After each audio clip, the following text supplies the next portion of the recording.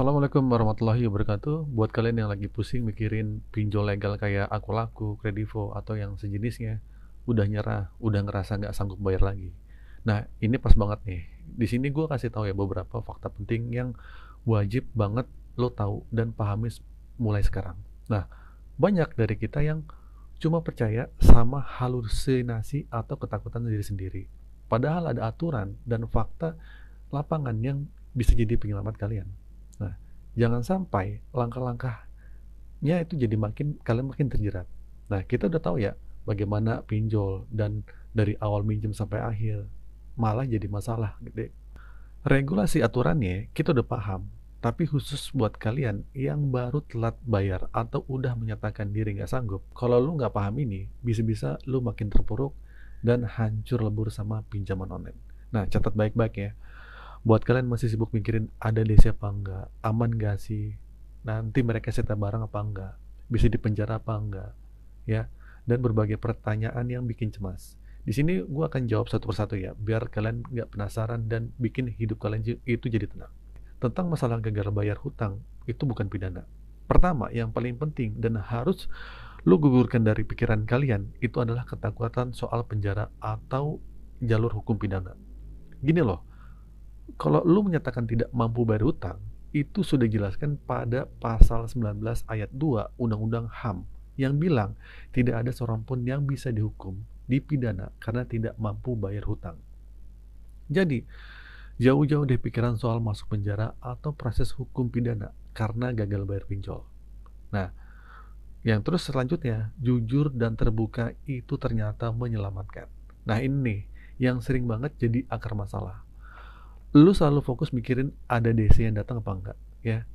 Sebenarnya ini perkara simple banget. Kenapa gue bilang simple? Karena masalah utamanya itu lu nggak mampu jujur dan nggak mampu terbuka.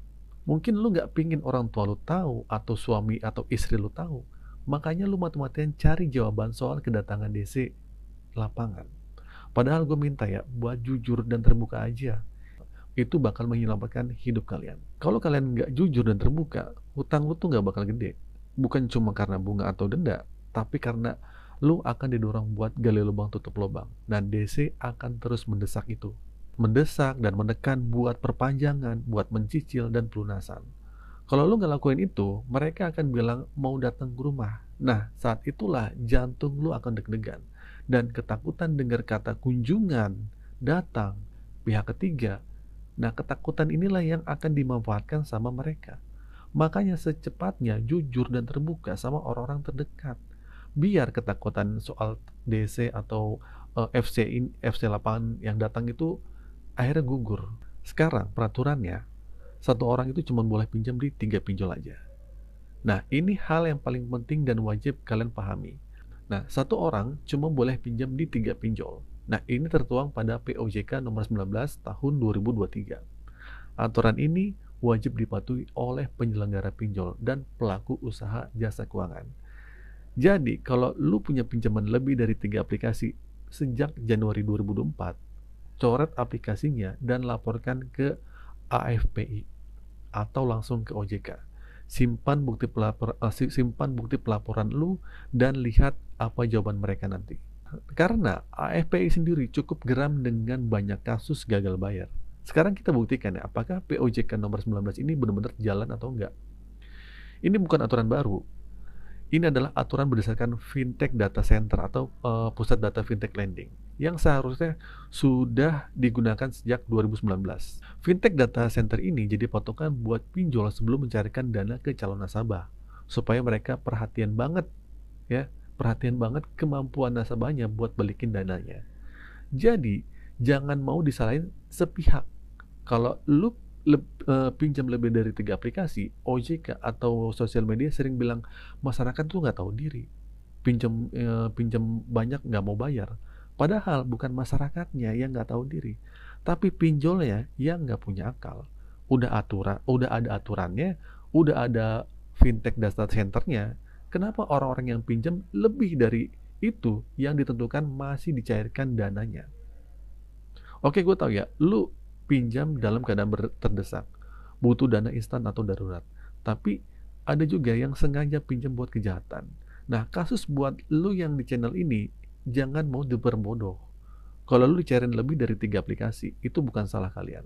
Itu salah penyelenggara pinjolnya. Udah tahu ada batasan 3 aplikasi, kenapa masih bisa dicairkan?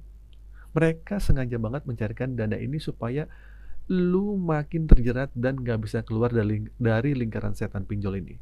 Padahal kalau memang pinjol itu mau dibantu, 3 aplikasi saja aja udah cukup buat satu orang. Nggak usah sampai 10, 15, 20, tapi nyatanya tetap dicairkan. Terus tentang masalah pinjol itu cuma bisa akses ke kamera, mikrofon, dan lokasi. Ini juga penting banget. Pinjol itu boleh melakukan akses kamera, mikrofon, dan lokasi. Di luar 3 akses ini, pinjol itu ilegal namanya. Ini kata OJK dan FPI ya.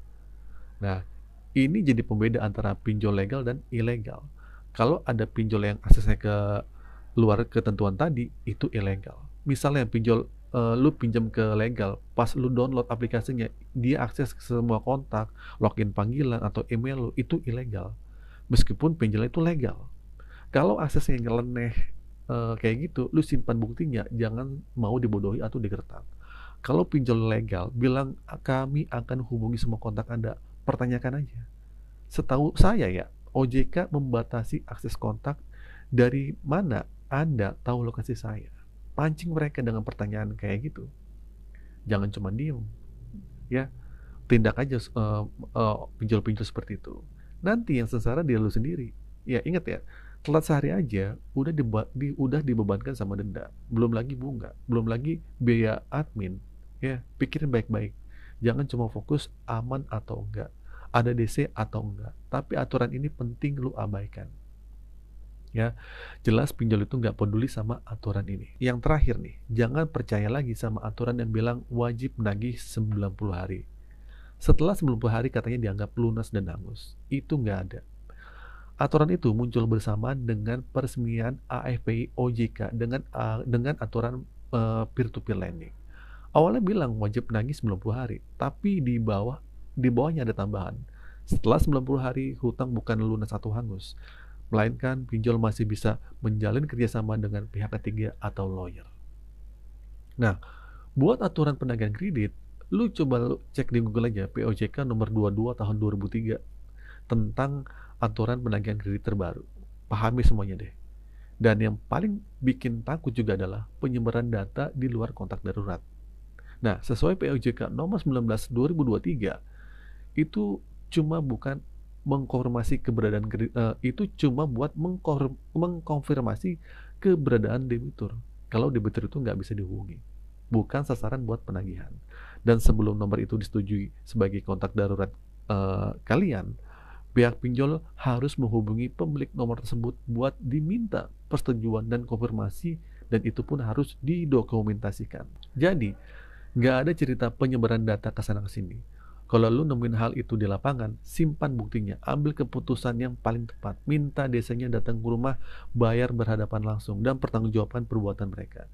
Jangan ada lagi yang nanya, ada DC, ada DC, ada DC apa enggak.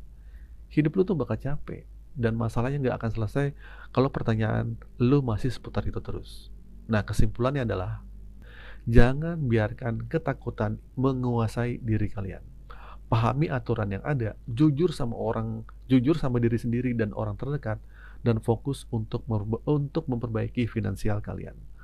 Gagal bayar hutang pinjol itu bukanlah tindakan pidana, ya, yang akan membuat kalian dipenjara. Itu nggak ada.